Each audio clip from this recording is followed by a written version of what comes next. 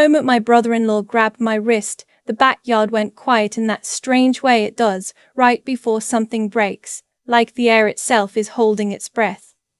Nobody expected Thanksgiving in Clearwater, Florida to end with him flat on the grass, blinking at the sky, wondering what the hell just happened. But I'm getting ahead of myself. My name is Tess. I'm 31 years old. I work, according to my mother-in-law, as some kind of government paper pusher. She said it at every family gathering for the past 4 years, Christmas, Easter, the 4th of July, with that same small smile, like she's proud of herself for remembering that much. My husband Caleb thinks it's funny. He squeezes my hand and says, "Let it go, babe." And I do, every single time I let it go. What nobody in that family knows, what I've never told them, is that I spent 8 years as a federal air marshal. 8 years sitting in coach seats in plain clothes, watching people's hands, reading micro-expressions, running threat assessments in my head before the flight attendants had finished the safety demonstration. I qualified top of my class at the training academy in Atlantic City. I've been in situations that would make most people's nightmares look boring. I have a scar on my left forearm from a man who was very sure he was stronger than me. He was wrong too. I left the service 14 months ago, not because I couldn't do the job anymore, I could. I left because Caleb and I wanted to start a family, and I wanted to be home, and I had options. I consult now, privately, for a security firm based out of DC. I fly in for work twice a month. The rest of the time I'm in our house in Clearwater, and I make pot roast, and I go to the gym at 5 in the morning, and I smile politely when my mother-in-law tells people I push paper for the government. Caleb knows the truth. He's known since our second date. He thinks it's the coolest thing about me. He also knows why I don't broadcast it, and he respects that. The rest of his family does not know, which is, as it turns out, a choice with consequences. His brother's name is Reed. He's 28. He played 2 seasons of college football at a school he'll tell you about within 4 minutes of meeting him. He's tall, broad, the kind of guy who takes up space in a room on purpose. He works in commercial real estate and drives a truck with a lift kit that I'm fairly confident he got specifically so that women would have to look up at him when he talked to them. He married my sister-in-law Becca 3 years ago, and they have a son, my nephew Cooper, who just turned 9, and Reed has spent those 3 years making it very clear that he finds me somewhere between amusing and irrelevant. He calls Caleb the one who married the secretary. He does it in front of me. He's done it in front of my father-in-law, who laughs nervously and changes the subject. He did it at Cooper's birthday party last spring, in front of Cooper's friends, and Caleb went quiet in a way that told me he was furious but didn't know what to do with it. I have never responded. I just smile. I let it go.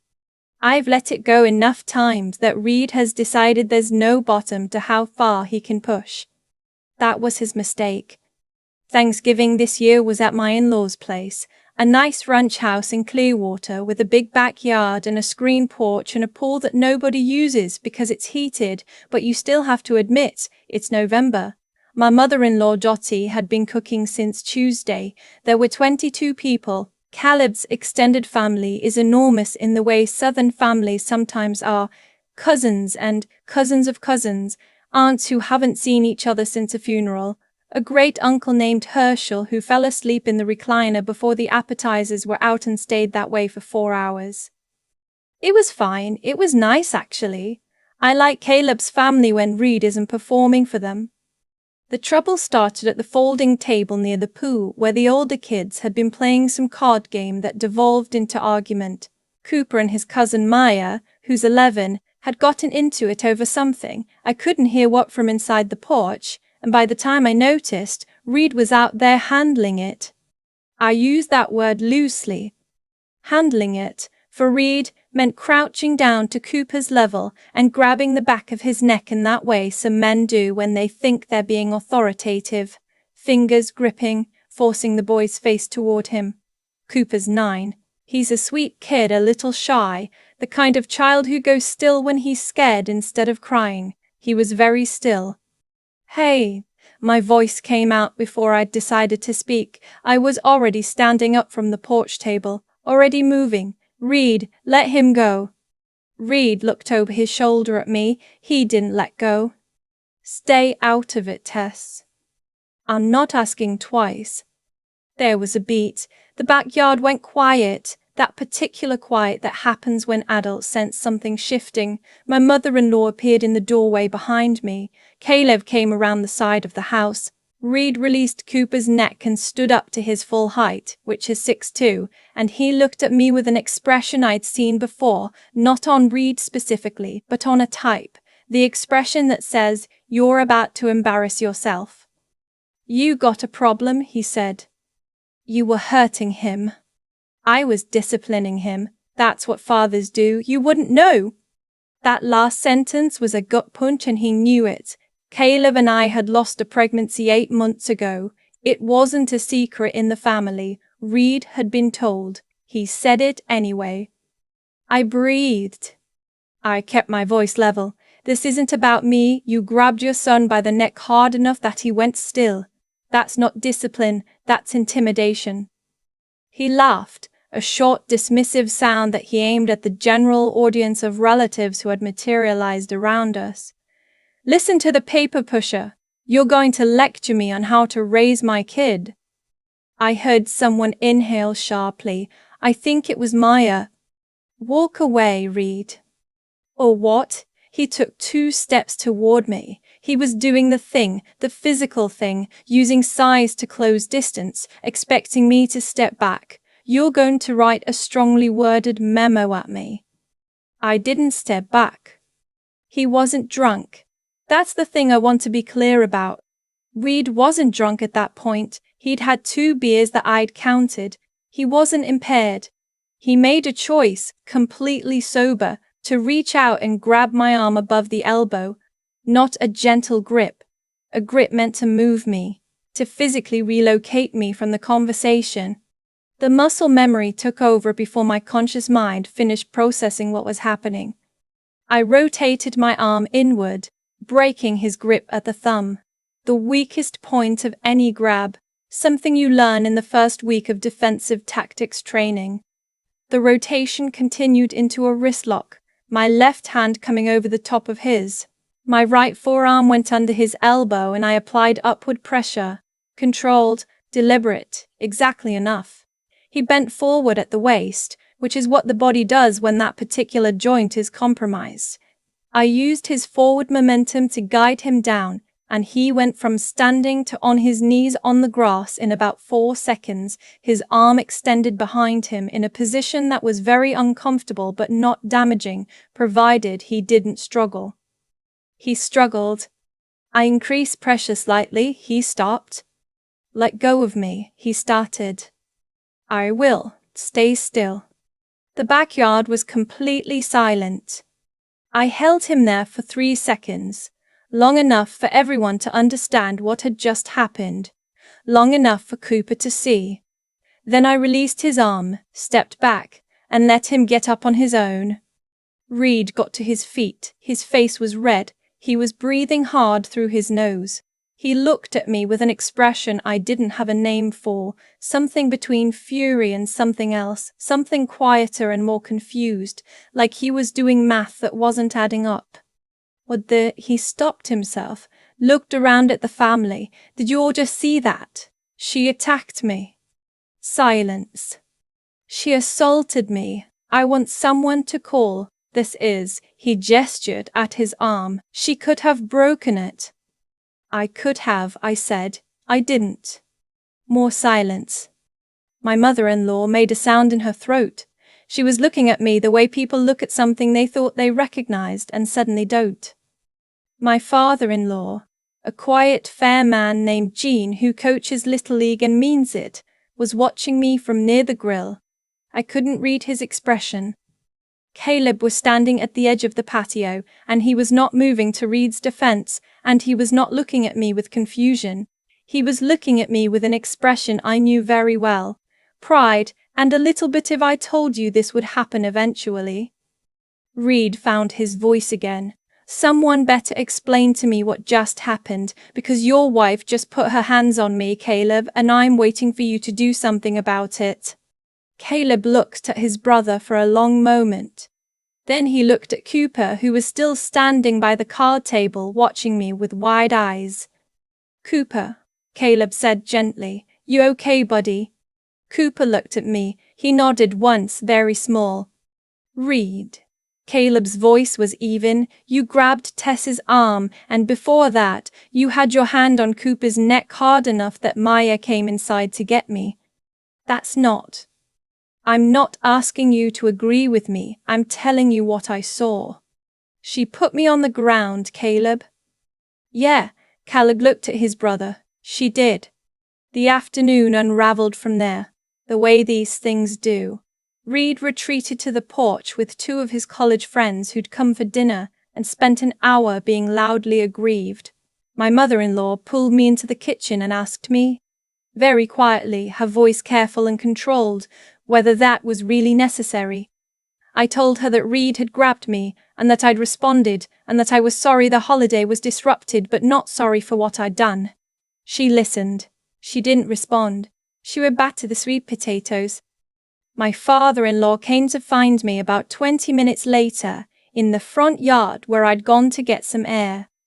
He stood beside me for a moment looking at the neighbor's inflatable turkey, enormous, lit up, listing slightly in the November breeze. Tess, he said, I'm going to ask you something, and I'd like a straight answer. Okay. What do you actually do for work? I looked at him. He looked back at me. Gene is 63 years old and coached 3 different sports over 20 years of Little League, and he has the kind of eyes that have watched enough people to know when someone is holding something back. I was a federal air marshal for 8 years, I said. I left 14 months ago. Now I consult on security protocols for a private firm out of DC. He was quiet for a moment. Does Dottie know? No. He nodded slowly. And Caleb? Since our second date? He let out a long breath that wasn't quite a laugh. Good Lord. He rubbed the back of his neck. Well, that explains some things. I'm sorry I didn't say anything sooner. I didn't want to make dinners into a performance. No, he shook his head. No, I understand that, he paused.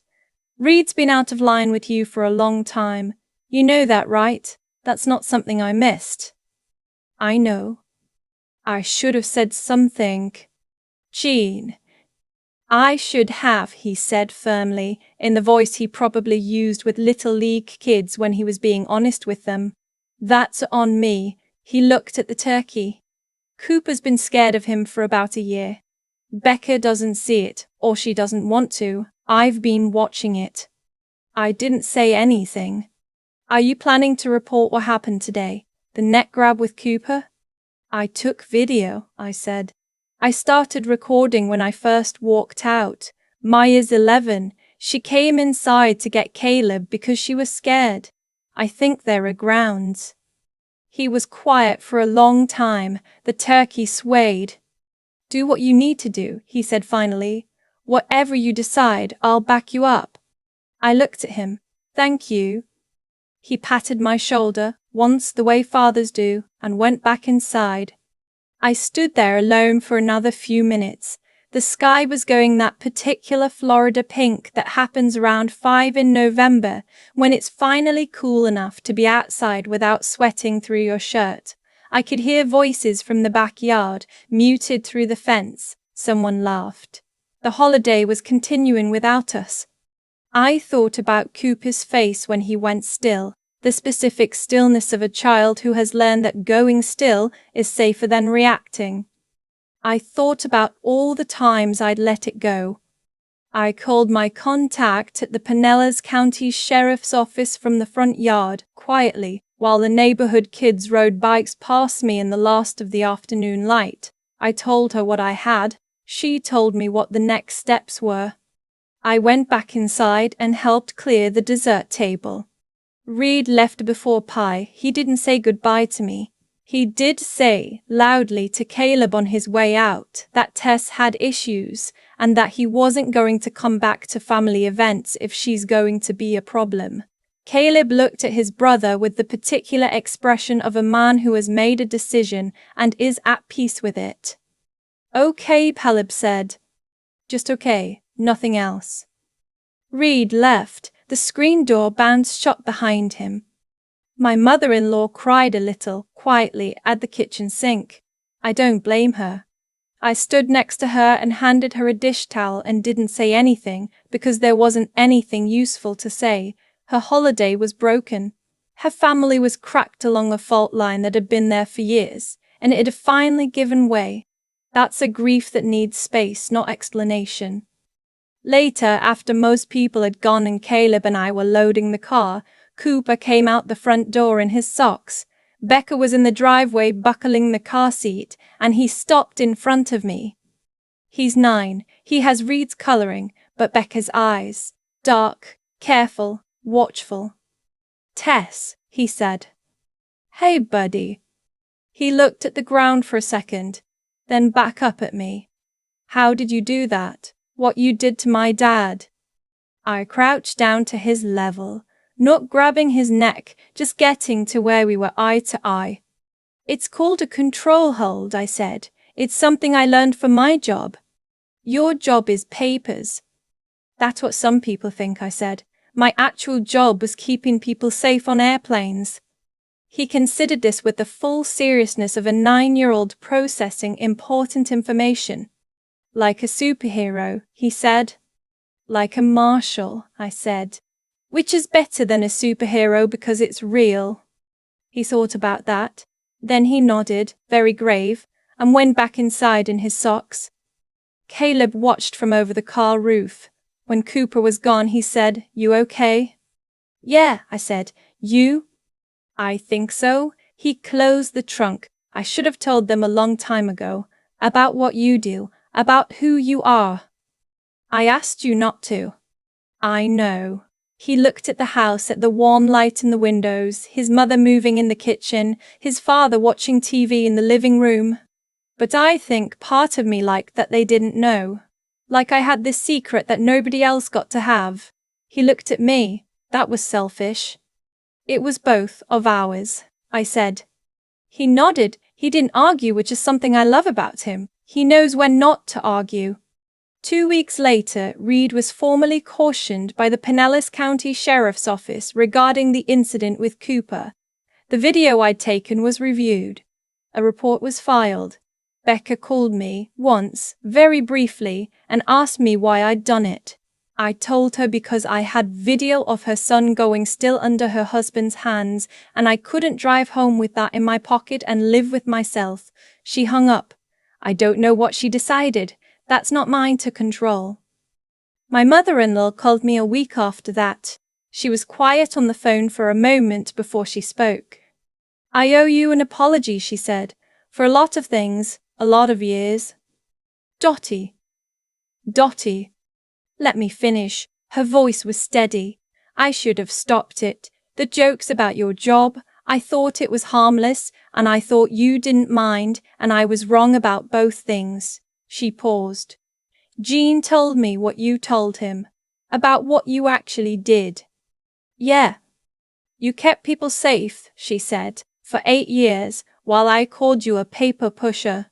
I didn't say anything. I'm sorry, she said. Thank you, I said. I accept that. She asked me if I wanted to come for Christmas. I said yes. What I know now, what this whole year has taught me, slowly and then all at once in a Florida backyard, is that silence is not the same as softness. I was quiet because I chose to be, because I was giving the people I love the grace to figure things out on their own, the space to be wrong without consequence. That was a gift, but gifts have limits. When Cooper went still under Reed's hands, I ran out of grace, and what was left underneath was just training and clarity, and the certain knowledge that I wasn't going to let that moment continue 1 second longer. I don't regret any of it. I regret that it took that moment to make some things visible that should have been visible years ago.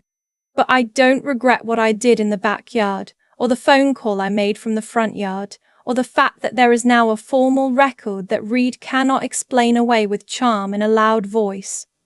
Some people confuse patience with passivity. They see someone who lets things go, who smiles and doesn't argue and clears the plates without being asked, and they decide that person must be soft. They build an entire story about who you are based on what you've chosen not to show them. The problem with that story is that it's about them, not you.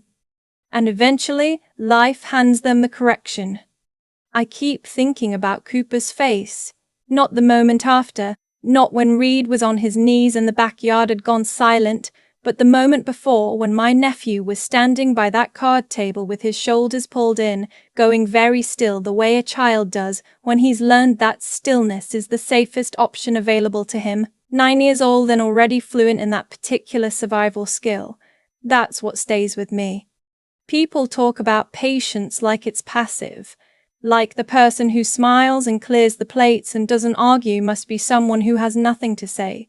But patience is a choice, and choices have reasons behind them. I stayed quiet in that family for 4 years because I was giving the people I loved room to be human, room to figure things out, room to be wrong without it costing them everything. That's not weakness. That's a kind of generosity that requires more discipline than most people realize, because it means holding yourself back when every instinct says otherwise. What I've come to understand is that generosity has a limit, and the limit is other people's safety. The moment I saw Cooper go still, I'd reached mine. Not because I was angry, not because Reed had finally pushed too far with me personally, but because I looked at that child, and I knew with the same clarity I used to feel at 30,000 feet scanning a cabin for threat, that this moment required action, and I was the person in the yard who could provide it. That's what 8 years of training actually gives you, not the physical skills, though those matter. It's the ability to make a decision cleanly, without the static of panic or ego or social pressure, and then act on it. Reed expected me to step back. Every instinct he had told him that his size and his voice were enough, that I would calculate the social cost of making a scene and choose to absorb the harm instead. He had watched me do exactly that for 4 years. He had built an entire understanding of who I was on the evidence of my restraint, and he mistook my restraint for my ceiling. It wasn't my ceiling, it was my choice. And when I stopped choosing it, he had no framework for what came next. I think about that a lot, how the stories we tell about other people are really just maps we draw based on what we've seen them do. Reed's map of me was detailed and confident and completely wrong because he had only ever seen the part of me I'd decided to show. Jean's map was different. Caleb's map was different. Cooper, I think, is drawing a new map now, one that includes the fact that the quiet person in the room is not necessarily the least capable person in the room. What I hope he takes from that Thanksgiving, not from the takedown, but from everything after, from the phone call, from the report, from the way his grandfather stood next to me in the front yard and said, "Do what you need to do," is that doing the right thing is rarely comfortable, and rarely popular, and almost never comes without cost. Reed is his father. That situation is complicated and it will stay complicated, but Cooper saw that someone looked at what was happening to him and decided it was worth the disruption to stop it. I want him to know that he's worth that. I want him to remember it when he's older and someone tells him to let things go. Some things you let go, and some things you don't. Knowing the difference and having the courage to act on it when it matters, even when the room goes quiet and everyone is watching, that's the whole thing. That's all of it.